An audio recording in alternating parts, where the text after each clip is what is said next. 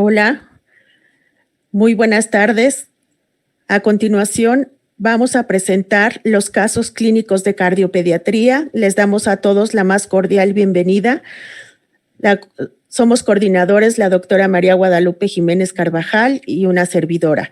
El primer caso estará a cargo de la doctora Mirna Verónica Álvarez Brán, cardióloga pediatra y electrofisióloga pediatra de la Unidad de Cirugía Cardiovascular de Guatemala. Lupita. Hola, ¿qué tal? Muy buenas tardes. Bienvenidos a todos. El caso 2 será a cargo del doctor Alberto Zárate Fuentes, cardiólogo intervencionista pediatra del Hospital Regional Adolfo López Mateos del ISSSTE en la Ciudad de México. El tercer caso lo presentará el doctor Ramiro López Jiménez, cardiólogo pediatra, ecocardiografista del Servicio de Cardiología del Hospital de Especialidades Pediátricas de Tuxtla Gutiérrez, Chiapas. Por último, el caso 4 va a ser a cargo del doctor Tomás Aldana Pérez, cardiólogo intervencionista pediatra, y el doctor Javier Enrique Fajardo Ruiz, residente de cardiología intervencionista pediátrica, ambos del Centro Médico Nacional La Raza del IMSS de la Ciudad de México. Adelante con los casos. Las preguntas las realizaremos al final.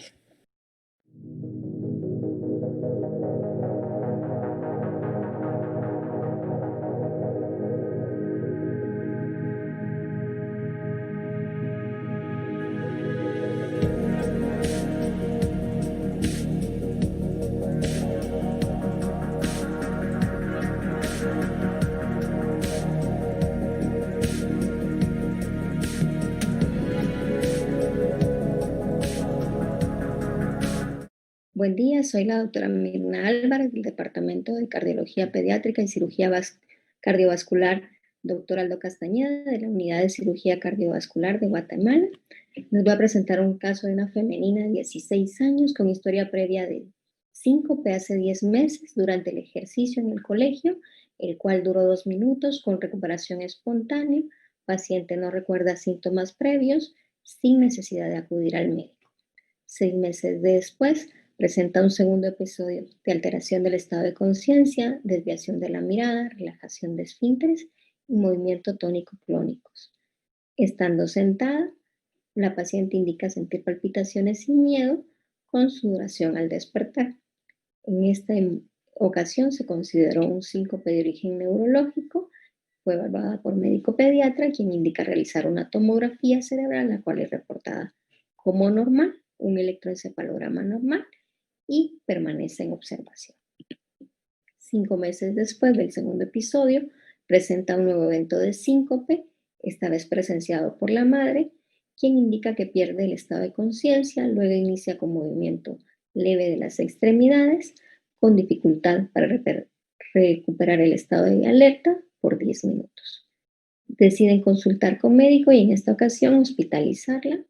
No hay historia de utilización de medicamentos previo al síncope, no hay historia de mareos con cambio de postura, niega antecedentes médicos, quirúrgicos o alérgicos. Dentro de los antecedentes familiares, únicamente abuela materna con hipertensión arterial y abuelo paterno con diabetes. El examen físico, signos vitales dentro de límites normales, pulsos en 4 extremidades, consciente, orientada, un corazón rítmico, sin soplos, un segundo ruido desdoblado fisiológicamente con una ventilación adecuada, no presenta organomegalia, una evaluación neurológica normal, fuerza muscular adecuada, reflejos en 4 extremidades y pares craneales dentro de límites normales. En esta ocasión se decide un abordaje diagnóstico cardíaco, se solicita un electrocardiograma, un holter de 24 horas y un ecocardiograma. En el electrocardiograma inicial, que es el que les muestro, una paciente con ritmo sinusal, un PR de 140 milisegundos, un QRS de 80 milisegundos, y cuando se mide el QT, se encuentra un QT en el cual tiene un segmento ST prolongado con una onda T al final, el cual se mide en 600 milisegundos, y cuando se corrige por frecuencia por la fórmula de Bassett, encontramos un QT corregido de 500 milisegundos. Además de eso, se encuentra trastornos de la repolarización de B1 a B3 caracterizados por una onda U predominante. Esto es para mostrarle las fórmulas que se pueden utilizar para la medición del QT corregido, las cuales están estandarizadas. La más utilizada es por Bassett modificada y la cual debe medirse desde el inicio de la onda Q hasta donde termina la onda T. Y al finalizar se corrige con el segmento RR anterior.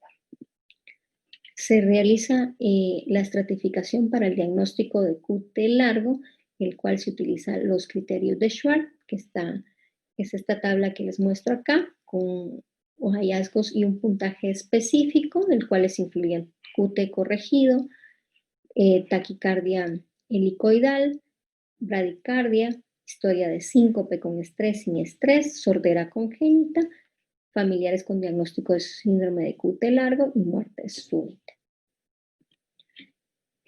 Se le aplican los criterios diagnósticos a nuestra paciente. Ella cumple 3 criterios con un QT corregido mayor de 480 milisegundos, un síncope con estrés, y al interrogatorio dirigido se encuentra que hay familiares con muerte súbita menor de 30 años, los cuales no se habían investigado o tomado en cuenta antes. Para esta realización de los criterios, el mayor de 3.5 tiene alta probabilidad, entonces concluimos que electrocardiográficamente cumple todos los criterios para QT largo. Se completan los estudios, tiene un corazón estructuralmente sano, se realiza un Holter, el cual tiene un ritmo sinusal constante, con QT corregido largo, con morfología correspondiente a tipo 3, con prolongación del segmento T y con QT corregido predominio nocturno mayor de 600 milisegundos, sin evento de taquicardia ventricular y sin pausas. Esta es una gráfica para correlacionar los genotipos y fenotipos más frecuentes que se encuentran y que podemos identificar electrocardiográficamente. El tipo 1, que es pérdida de la función de potasio con una frecuencia hasta el 35%, el cual electrocardiográficamente tenemos una onda T inicialmente con aumento y de predominio y que desencadena en un evento cardíaco fetal durante el ejercicio. El tipo 2, que es de potasio con pérdida de la función, que representa el 30%. Este tiene la característica electrocardiográfica que tiene un segmento ST, pero una onda T bífida, y este se desencadena predominantemente durante las emociones. Y el tipo 3, que es el menos frecuente, con una pérdida de función en el canal de sodio, que representa hasta el 5 al 10% de todos los QTs, en el cual, como podemos verificar, tiene un segmento T aplanado y una enda T predominante, y este tiene un desencadenante de evento fatal predominantemente durante el sueño o el descanso y una penetrancia del 90%. Esta es una tabla solo para recordarles que existen muchos genes reportados, el cual todavía sigue en investigación, y se ha determinado que hay 15 tipos de QT largo que excluyen los 2 clásicos conocidos, y cada vez se determina más que pueden haber más genes responsables. Se realiza un mapeo genético familiar, este es en donde se determina que la paciente tenía 2 familiares, uno que falleció a los 19 años corriendo sin causa aparente y otra de 10 años femenina por problemas cardíacos previamente sana, no indicaron la causa, ni estuvo hospitalizada ni requirió tratamiento médico. Se hizo un tamizaje electrocardiográfico a los familiares en primer grado y se determinó que una hermana únicamente presenta un ritmo auricular ectópico bajo y todos con un QT corregido normal. Debido a todo el puntaje anterior, se decide realizar una estratificación de muerte súbita, en la cual hay mayor riesgo de muertes adultas y prepúberes, que tengan arritmias ventriculares es más frecuente, específicamente en el QT largo tipo 3, si presenta sordera congénita, o síncopes recurrentes con taquicardias ventriculares malignas. También que presente antecedentes familiares de muerte súbita, y muy importante, un QT corregido mayor de 550 milisegundos. Además, la presencia de bloqueos AB2-1 o alternancia de la onda T. Debido a que nuestra paciente es un QT largo morfológicamente tipo 3, además tiene antecedentes de muerte súbita familiar y lo más importante, un QT corregido mayor de 550 milisegundos se considera que es una paciente de alto riesgo para muerte súbita. Por lo cual se decide colocar un desfibrilador bicameral, el cual se coloca exitosamente, se programa en modo DD 60-150 latidos por minuto con terapias de fibrilación ventricular a 214 latidos por minuto con ráfaga con 6 joules de choque. En este momento se decide iniciar beta bloqueador. Lo más importante en estos pacientes es prevenir la muerte súbita. Además de eso se solicita un análisis genético para determinar cuál es el gen definitivo que está determinando el QT largo. Durante el seguimiento de la paciente en consulta externa, refiere que durante la madrugada presenta un episodio de terror acompañado de dolor precordial y síncope.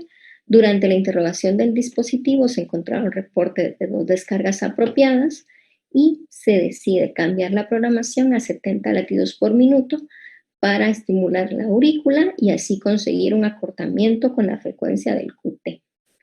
Se decide solicitar inicio de mexiletina en este momento, el cual la paciente tolera adecuadamente y no ha vuelto a presentar ningún episodio 6 meses después de haber hecho los cambios. Las conclusiones de este caso es que debemos tener un abordaje adecuado del síncope, realizar un electrocardiograma en todos los pacientes que presenten síncope, así además una medición adecuada del intervalo QT corregido. Lo más importante es la prevención de muerte súbita y realizar electrocardiograma de tamizaje en todos los miembros familiares, así como un diagnóstico genético. Muchas gracias.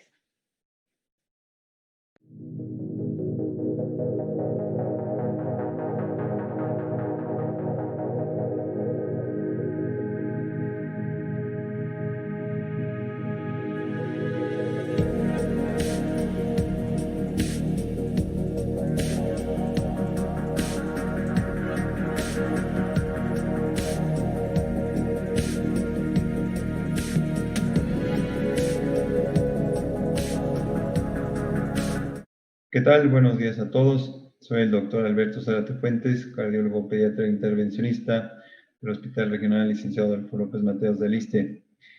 Primero que nada quisiera agradecer la invitación a la doctora Miranda y a todo el grupo de Cardio Academic por la invitación para presentar este caso clínico que me parece bastante interesante. Sin más preámbulos, vamos a definir de qué se trata. Es un caso clínico el cual tiene como antecedentes prenatales una madre de 45 años con diabetes mellitus aparentemente controlada y obesidad. El grupo materno-fetal del hospital nos lo envían a la semana 31 de gestación para hacer el abordaje y el análisis ecocardiográfico fetal por los antecedentes de la diabetes y la obesidad.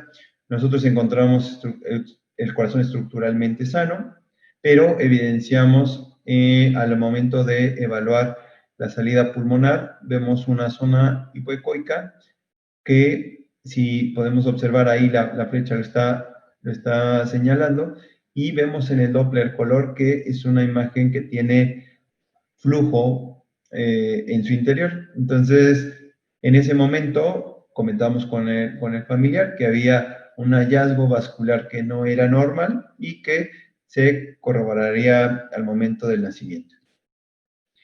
En el seguimiento se interrumpe el embarazo a la semana 38 por datos de restricción del crecimiento intrauterino, con un peso de 2.9, requirió maniobras básicas de reanimación, pasó a cunero por el antecedente materno y los hallazgos sugeridos también por parte de nosotros por los hallazgos del eco fetal.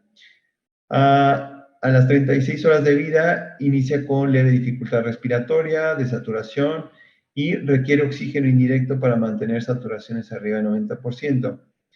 Se realiza el abordaje con radiografía de tórax, se pasa a USIN para vigilancia y se nos comenta para realizar el ecocardiograma transtorácico. Esta placa, pues, realmente ha sido lo hemos comentado con varios neonatólogos y ahí mismo en el hospital, para nosotros analizar la etiología etiología probable de esta radiografía en un niño con menos de 48 horas de vida, la verdad es que no nos quedó nada claro en ese aspecto. Es una radiografía muy interesante con una imagen que realmente nunca habíamos visto debido a las características de la alteración vascular. Entonces, con este hallazgo, pues, le hicimos el ecocardiograma de control. En la imagen izquierda vemos la imagen supraesternal del arco aórtico, donde definimos o tratamos de definir el arco aórtico sin evidencia de flujo o paso de sangre a el saco o la malformación vascular, que veíamos claramente que tenía flujo en su interior. En un corte ya modificado un poco más hacia la izquierda, vemos el origen de la rama izquierda y el saco vascular grande que aparentemente está nutrido por un vaso que emerge de la arteria pulmonar izquierda. Pues sin más preámbulos, le solicitamos al día siguiente la tomografía, donde se reporta un saco aneurismático vascular que tiene un vaso nutricio que está emergiendo de la rama pulmonar izquierda. Se le hicieron reconstrucciones, no lograron definir la parte de radiología a dónde drenaba, pero pues a los 6 días de vida el niño persiste con polipnea, se colocó CPAP y la saturación se mantenía en 75-80%. Entonces, con estos hallazgos se decide pasar a la sala de hemodinamia para hacer el cateterismo diagnóstico y terapéutico. En el hospital nosotros de rutina tenemos un protocolo donde evaluamos el riesgo de eventos adversos graves y utilizamos el score de CRISP, que está avalado por la CCISC, en donde es muy sencillo, entran a Google y le ponen CRISP Score y les sale ya una tabla donde nosotros vamos vaciando las diferentes variables, donde te piden la edad, el peso, el soporte inotrópico, si tiene algún falla orgánica, la clase funcional, el diagnóstico precateterismo, qué vas a hacer en el cateterismo y qué tipo de procedimiento vas a hacer. Eso da un score, en este caso, el caso que estamos presentando, un score de 9, que entra en la categoría 3 de CRISP, que nos da más o menos un estimado de un evento adverso cerca del 6.2%. Entonces, esto es importantísimo porque, pues, la mamá, es importante recalcarlo, es enfermera del INP y siempre se manejó toda esta información importante. Toda información es compartida con el grupo y con el familiar. Sin más preámbulos, esta es la angiografía y el cateterismo, donde a través de cola de cochino se hace una inyección donde evaluamos los vasos supraórticos normales, callado normal, y no hay evidencia de colaterales que emerjan de la aorta. Esta es la imagen, pues, más significativa de toda la presentación. Es una imagen donde a través de un catéter hidrofílico se inyecta en la porción más distal de la rama izquierda de la arteria pulmonar, evidenciando una malformación arteria venosa pulmonar gigante con un vaso nutricio único en el cual se observa que está prácticamente ocupando todo el tercio superior y parte del medio del pulmón izquierdo y que drena a el atrio izquierdo. En la hemodinámica de este paciente tenemos una hemodinámica interesante porque está hipertenso pulmonar en la relación de la aorta, la presión sistólica de la aorta y la pulmonar, de arriba de 2/3 partes, y una diastólica de la pulmonar muy baja, que eso nos habla de la fuga que está generando también la fuga a través de la malformación arteriovenosa pulmonar. Se midió, el aneurisma se calculó de 20x20 con un vaso nutricio de 2 milímetros y se decidió también por logística de los dispositivos cerrarlo con un PDA2AS que que prácticamente tiene la función de un vascular plug. Esta es la angiografía donde ya tenemos con un catéter ya para hacerle la entrega del dispositivo. Este es el dispositivo que va a través del catéter. No fue sencillo el lograr esa posición, pero se logra pasar el dispositivo y ahí se empieza a liberar en la porción más distal, en la que nos permitió la anatomía. Finalmente corroboramos que estamos ya en el vaso nutricio y se libera. Se modifica un poquito la posición del dispositivo calculado de acuerdo al punto más estrecho y se realiza angiografía evidenciando la oclusión prácticamente total de la fístula o la malformación. Se realiza una angiografía de control evidenciando las ramas confluentes y prácticamente el cierre total de la malformación arteriovenosa pulmonar y el evoangio al atrio izquierdo sin problema. Vemos la hemodinámica, los cambios hemodinámicos posterior al cierre de la fístula. Vemos que la relación entre sistólica de aorta y pulmonar cambia significativamente y el paciente se logró extubar a las 24 horas del procedimiento, saturando 94% con el aire ambiente. Se egresó a los 5 días posterior al procedimiento y en la consulta externa se ha evidenciado un adecuado incremento ponderal.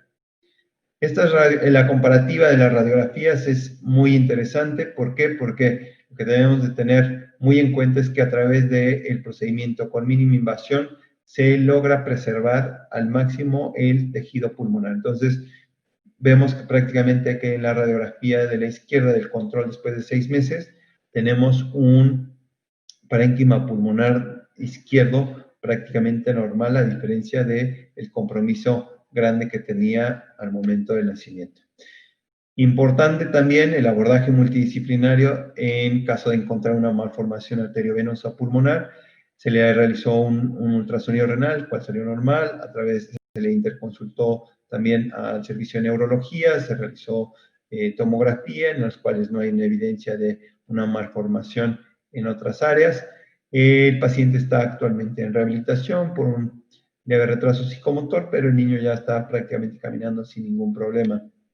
Las conclusiones es de que la embolización percutánea de las malformaciones es un procedimiento seguro y que tiene múltiples ventajas frente a la cirugía. Primero es que, como comentábamos, la preservación máxima del parénquima pulmonar. Esto nos da un pie a que podamos ocluir el 100% de la malformación y que ese parénquima pueda desarrollarse sin mayor problema.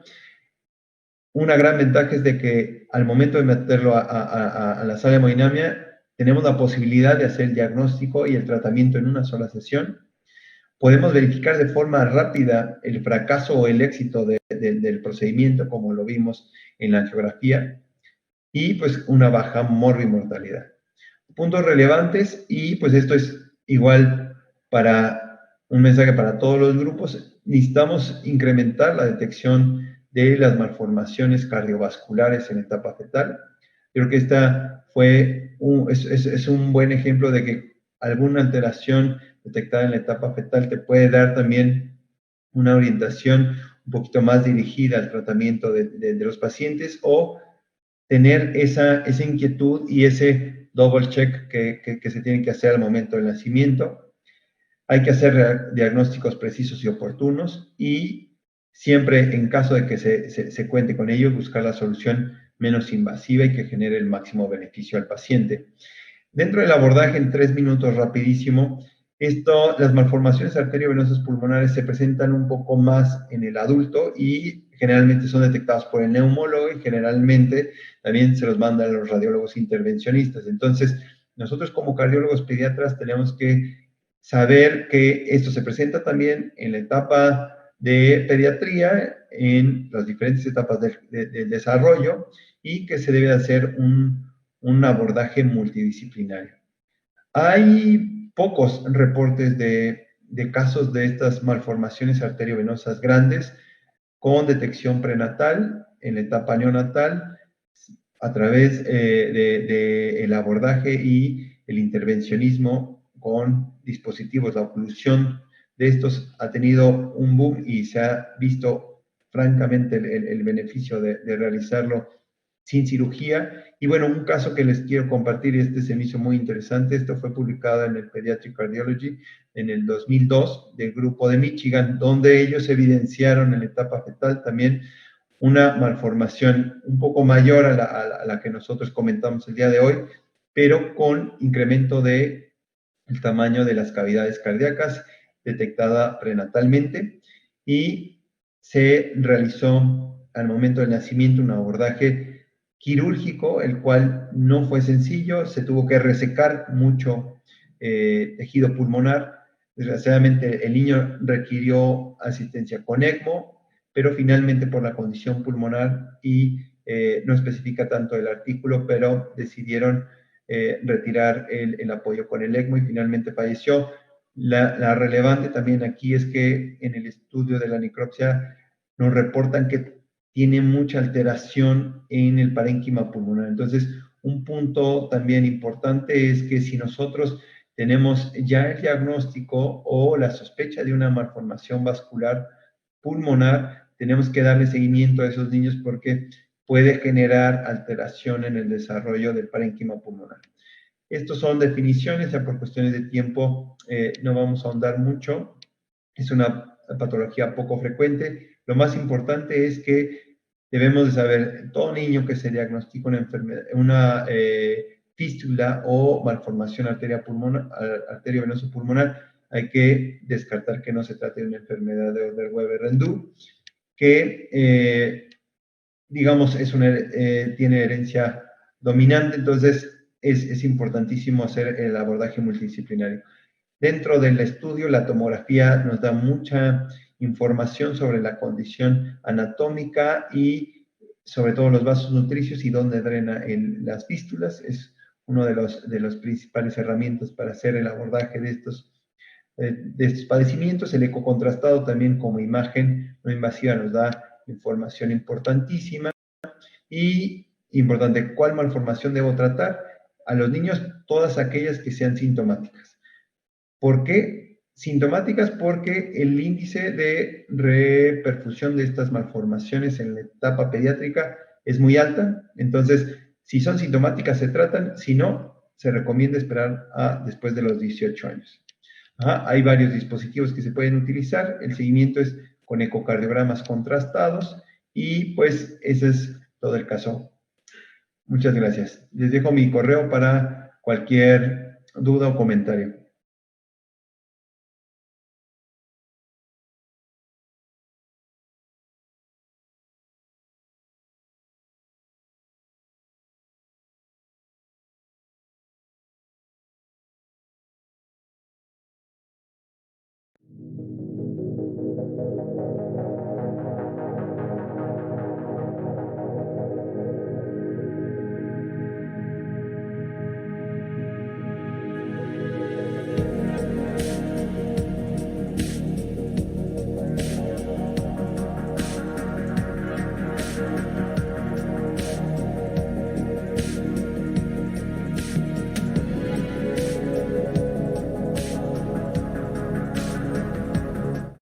¿Qué tal? Buenas tardes.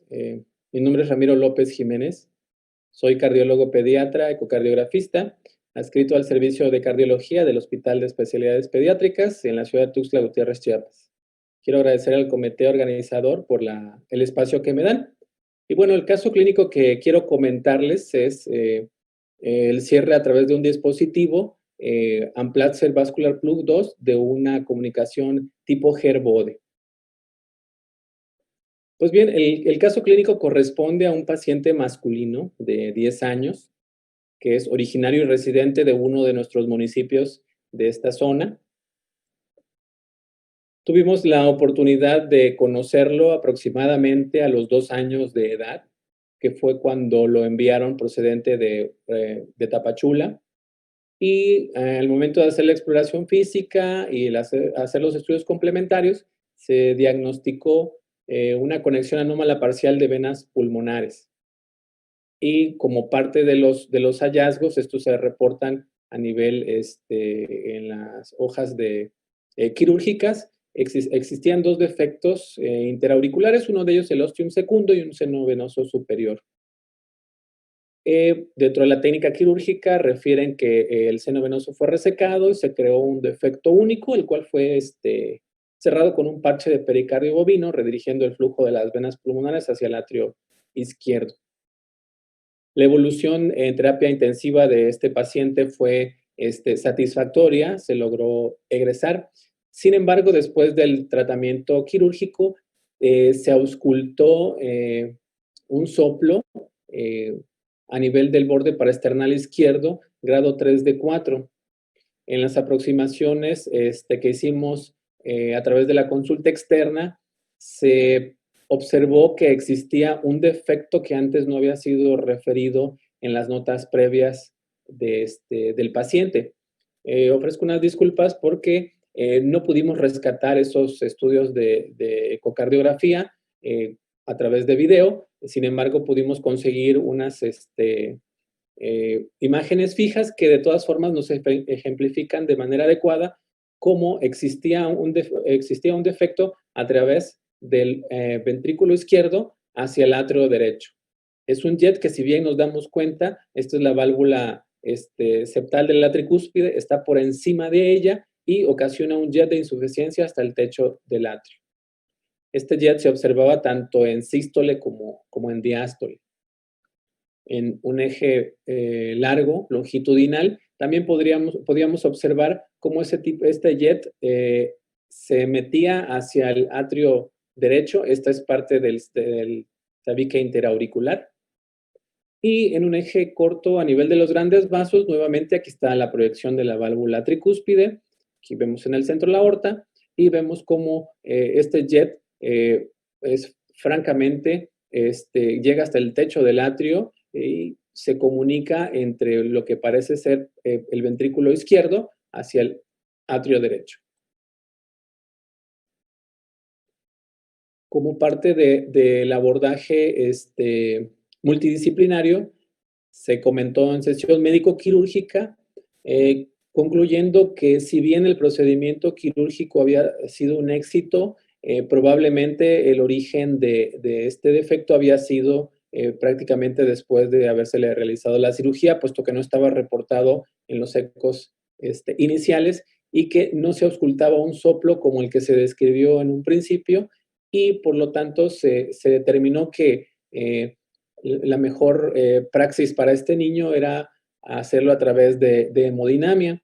Quiero aquí aclarar y recalcar que nuestro hospital es un hospital de reciente formación y nuestra sala de hemodinamia, que está liderada tanto por el doctor Roberto Mijangos, por el doctor Rogelio Hernández, son unos médicos que afortunadamente nos han disminuido en gran cantidad el número de procedimientos quirúrgicos y se ha resuelto por medio de hemodinamia. Entonces, se pensó que este era un caso adecuado para poder hacerlo a través de esta vía percutánea.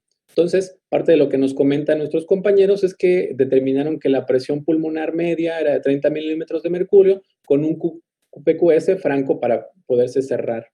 Se hicieron los diferentes abordajes, tanto en 4 cámaras y en oblicuo anterior, y determinaron que era un defecto de aproximadamente 4.8 milímetros entre el ventrículo izquierdo y el atrio derecho.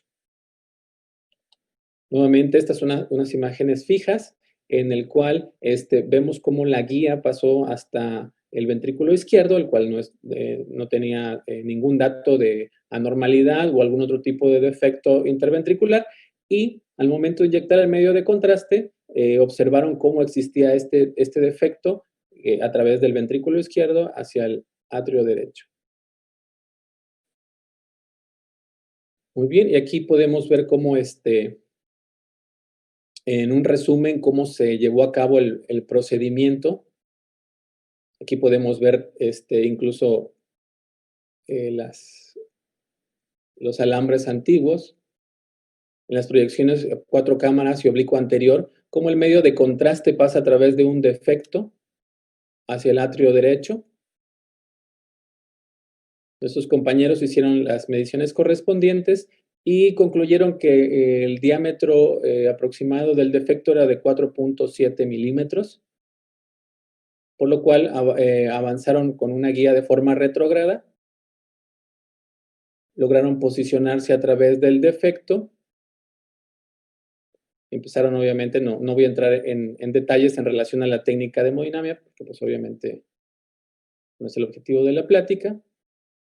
Sin embargo, después de que logran posicionarse, aquí apenas se alcanza a ver un pequeño flujo del cortocircuito residual, y una vez que consideraron que estaba posicionado de manera adecuada, liberaron el defecto, el dispositivo oclusor.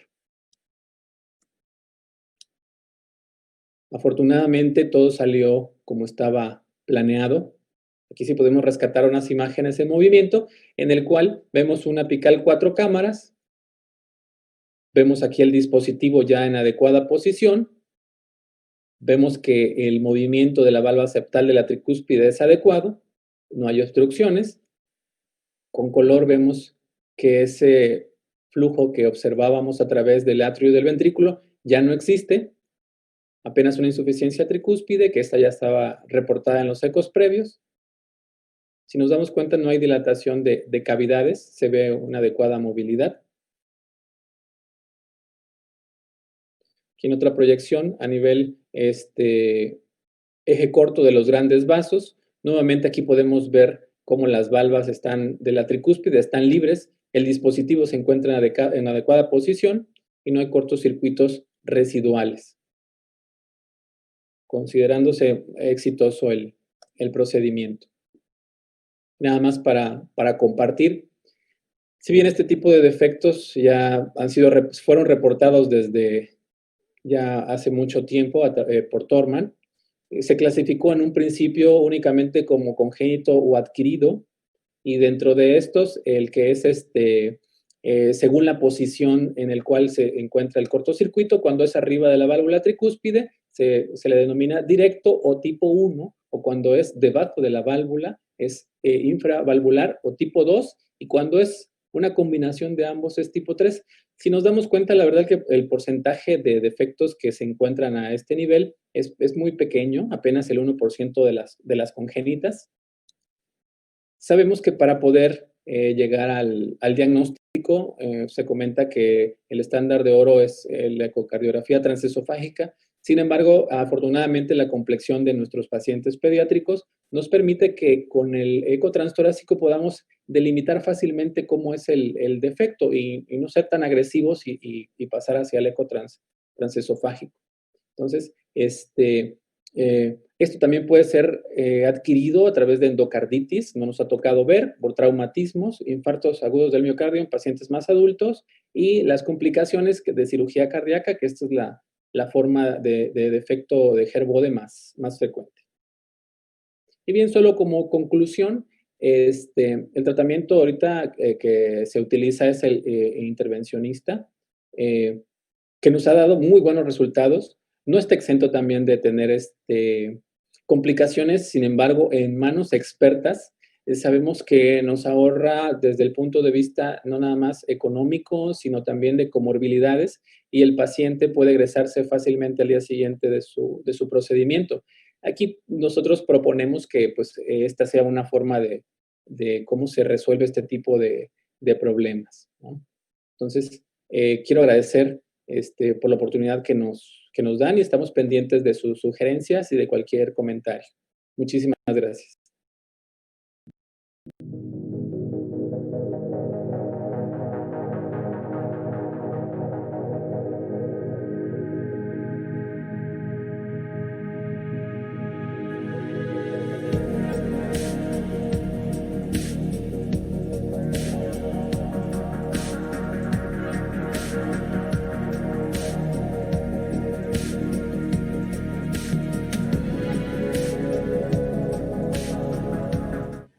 Hola, soy el doctor Javier Fajardo, de segundo año de Cardiología Intervencionista Pediátrica en el Hospital General de la Raza del Instituto Mexicano de Seguridad Social.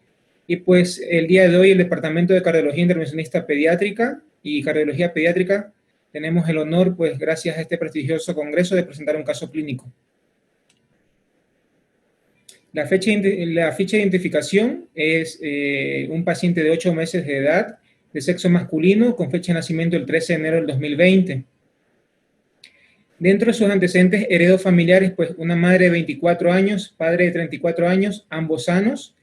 No cuenta con antecedentes de infarto agudo del miocardio, muerte súbita o malformaciones cardíacas. Es un producto de Gesta 2, en un embarazo normoevolutivo, que nace por cesárea por datos de sufrimiento fetal agudo. En la reanimación, pues básica, con un Apgar de 8-9, un peso de 3.650 gramos al nacimiento, una talla de 54 centímetros y una edad gestacional de 39 semanas de gestación. Dentro de sus antecedentes patológicos personales, pues se detecta desde el nacimiento una cardiopatía compleja debido a soplo y cianosis. Se detecta atresia pulmonar con septum íntegro. Este paciente, pues, ha presentado 3 cateterismos cardíacos. El primero a los 3 días de vida, el segundo a los 6 meses de edad y el tercero a los 7 meses de edad. Y ha tenido varias hospitalizaciones. En esas hospitalizaciones, pues, ha tenido sangrado digestivo del tubo alto, sepsis por Stenotrophomonas maltophilia, Klebsiella pneumoniae, tuvo síndrome de supresión a benzodiazepinas, queratopatía cálcica bilateral, lesión renal aguda KIN 2, encefalopatía hipóxico-isquémica severa con hipotonía secundaria. Y dentro de su padecimiento actual, pues, actualmente está en una clase funcional 2 de 4 de ROS modificada, tuvo datos de congestión venosa cuando estuvo en la sala, se egresó del hospital el día 10 de octubre del 2020 y un ingreso de terapia intensiva pediátrica el día 27/08 del 2020. Actualmente lo tenemos manejado con tratamiento anticongestivo con furosemida y spironolactona y doble antiagregación plaquetaria con clopidogrel y aspirina. También lo tenemos con propranolol para evitar el remodelamiento cardíaco. Dentro de la exploración física, su somatometría, pues actualmente tiene un peso de 6.7 kilos, que le da un Z de menos 2.05, una talla de 67 centímetros con un Z de menos 1.75, una superficie corporal de 0.36, dentro de sus signos vitales, una frecuencia cardíaca de 130 latidos por minuto, una frecuencia respiratoria de 34 respiraciones por minuto, temperatura 36.5 grados centígrados, una tensión arterial de 106,57 milímetros de mercurio y una saturación alrededor de 82-85%. Es un masculino no sindrómico con cianosis grado 2, hipocratismo digital grado 2, con ruidos cardíacos rítmicos de buen tono, intensidad y con adecuada frecuencia. Llama la atención que tiene un S2 disminuido en intensidad, un soplo continuo en el segundo espacio intercostal parasternal izquierdo, grado 3/6, el abdomen con hígado a la derecha, a 5 centímetros del borde costal, y sus pulsos son simétricos en las 4 extremidades. Esta es la última radiografía de tórax, donde observamos aquí un situs solitus, levocardia, levoapex, un flujo pulmonar normal. Llama la atención la cardiomegalia y a expensas del crecimiento de la aurícula derecha. El electrocardiograma, pues también aquí en ritmo sinusal, con una frecuencia cardíaca de 120, un eje de QRS en 60 grados, y lo que más llama la atención, pues, es el predominio de fuerzas izquierdas y las ondas P prominentes, lo que son datos sugestivos, pues, de crecimiento auricular derecho. El paciente se diagnostica desde el nacimiento con una cardiopatía compleja, como ya indiqué, atresia pulmonar con septum íntegro, y se presenta al servicio de hemodinamia de manera urgente, debido a que llega en malas condiciones al Hospital de la Raza, al Hospital General. Llega muy desaturado, con compromiso ventilatorio y requiere ventilación e intubación orotraqueal. Entonces, debido a eso, pues el paciente entra como urgencia, y lo que nosotros hacemos, pues, es un abordaje por arteria femoral con un introductor 5 French. Disparamos con un catéter guía 5 French en lo que es la aorta, y aquí pues se pinta en el primer video un conducto arterioso que nace de la porción proximal de la aorta descendente y que en su trayecto genera una curva. Entonces, debido a esto se cataloga como un conducto arterioso tipo 2 de la clasificación de Alwi y Qureshi. Entonces, posterior a eso, lo que nosotros hacemos es canular el conducto con una guía coronaria, y esta guía coronaria alojarla en una rama pulmonar. Esto es lo que estamos viendo en el segundo video. Estas son medidas paliativas, pues para tratar de ofrecerle flujo pulmonar al paciente, ya que el único flujo pulmonar del paciente pues sería el conducto arterioso. En este video aquí pues vemos también como ya tenemos ahí el stent que lo estamos desplegando en el conducto, siempre con una guía bien ubicada en una rama pulmonar. Y este es el resultado final del primer cateterismo, donde vemos que el stent está permeable y ambas ramas pulmonares se pintan adecuadamente. Damos por concluido el procedimiento, lo catalogamos como exitoso y la saturación del paciente sube de 60% a 80%. Posteriormente, este paciente reingresa a los 6 meses de vida y llega en malas condiciones otra vez a urgencias del Hospital General de la Raza y pues cardiología pediátrica lo valora y realiza este ecocardiograma. Al realizar este ecocardiograma pues llama la atención que efectivamente el flujo del stent en el conducto arterioso está disminuido. Exactamente llegó al 16/06 del 2020 al hospital. En este otro ecocardiograma se observa pues efectivamente que el flujo en el stent aparentemente no es el adecuado.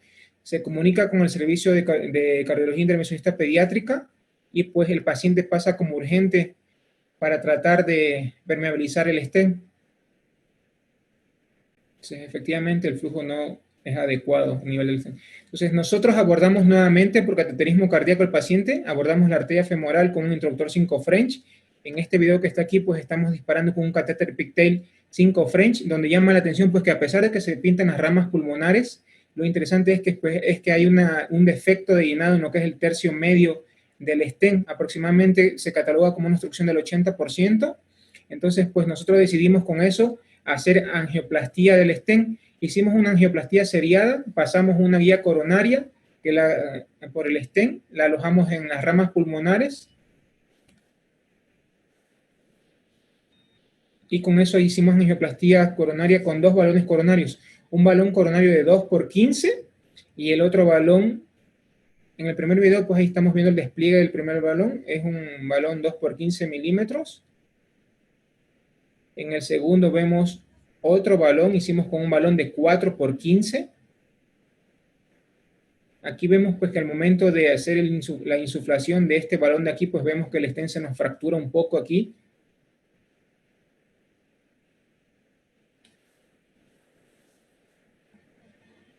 Posterior a eso, pues decidimos colocar un stent intra-stent.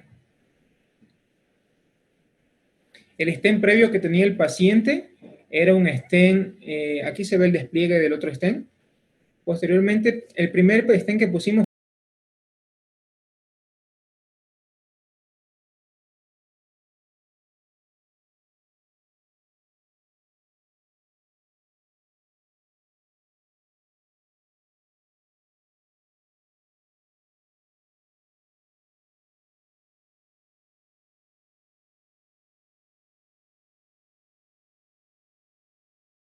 de 4×12 milímetros.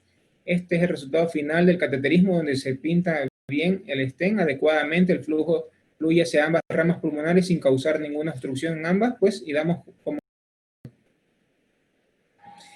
Dentro del cateterismo, pues, tuvimos un Magun de 2.1 y una cata de 107.77 milímetros cuadrados por metro cuadrado de superficie corporal.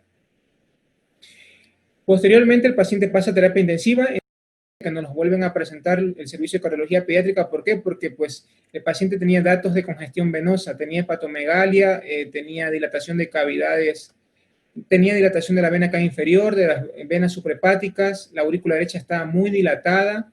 Entonces ellos pensaban que el defecto intraauricular que tiene este paciente pues era restrictivo, entonces nos los presentan para de alguna manera hacer una atriosectostomía. Efectivamente, en este video que está corriendo aquí, pues se ve que el atrio derecho está muy, muy dilatado, el septum interlateral se abomba hacia la izquierda y el ventrículo derecho pues luce muy hipertrófico en el video que está acá. Entonces, también se valora el stent que ya se había colocado, entonces se fue el flujo permeable, se observa también un defecto intraauricular de 5 milímetros, que está acá.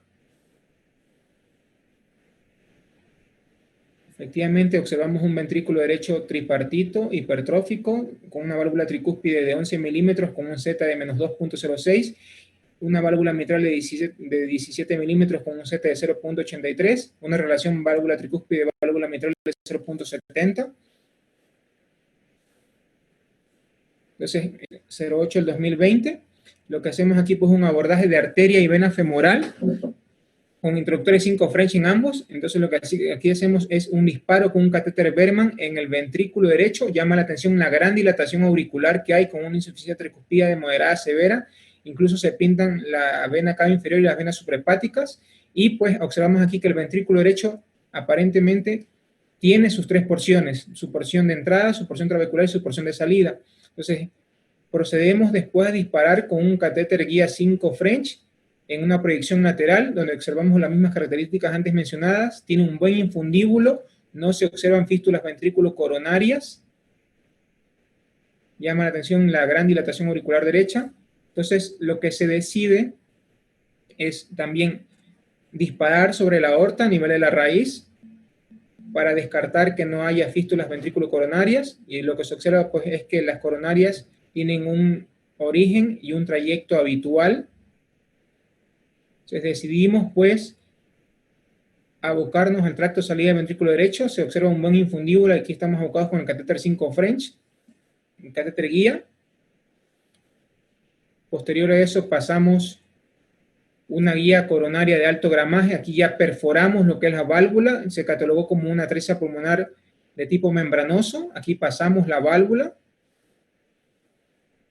Nos alojamos en la rama pulmonar y comenzamos a hacer dilataciones secuenciales con varios balones. Ese es el primer balón que pasamos.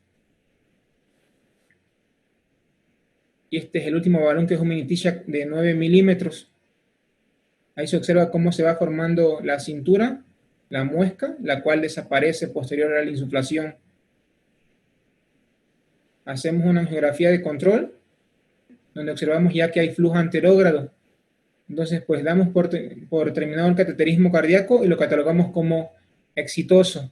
Entonces ya el paciente tiene flujo anterógrado a través de su valvulotomía pulmonar secuencial progresiva y a través del estén en el conducto.